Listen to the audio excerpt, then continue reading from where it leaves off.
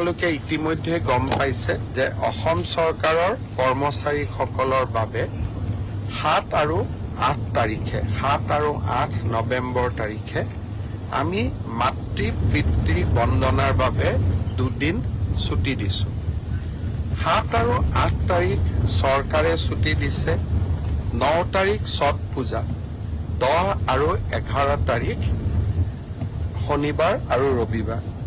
এক কথাত ক'বলৈ গ'লে 7 তাৰিখৰ পৰা 11 তাৰিখ 5টা দিন চৰকাৰী কৰ্মচাৰীসকলে বন্ধ পাব। আপোনালোকে ইতিমধ্যে গম পাইছে যে অসম চৰকাৰৰ কৰ্মচাৰীসকলৰ বাবে 7 আৰু 8 তাৰিখে 7 আৰু 8 নৱেম্বৰ তাৰিখে আমি মাতৃ পিতৃ বন্দনাৰ বাবে 2 দিন ছুটি দিছোঁ। 7 আৰু 8 তাৰিখ চৰকাৰে ছুটি দিছে। 9 তাৰিখ ছট পূজা, 10 আৰু 11 তাৰিখ শনিবাৰ আৰু ৰবিবাৰ।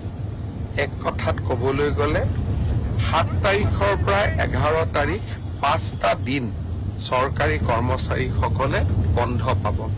আপোনালোকে ইতিমধ্যে গম পাইছে যে অসম চৰকাৰৰ কৰ্মচাৰীসকলৰ বাবে 7 আৰু 8 তাৰিখে 7 আৰু 8 নৱেম্বৰ তাৰিখে আমি মাতৃ পিতৃ বন্দনাৰ বাবে 2 দিন ছুটি দিছোঁ।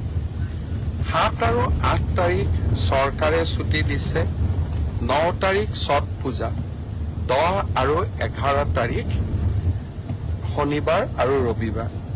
এক কথাত ক'বলৈ গ'লে 7 তাৰিখৰ পৰা 11 তাৰিখ 5টা দিন চৰকাৰী কৰ্মচাৰীসকলে বন্ধ পাব।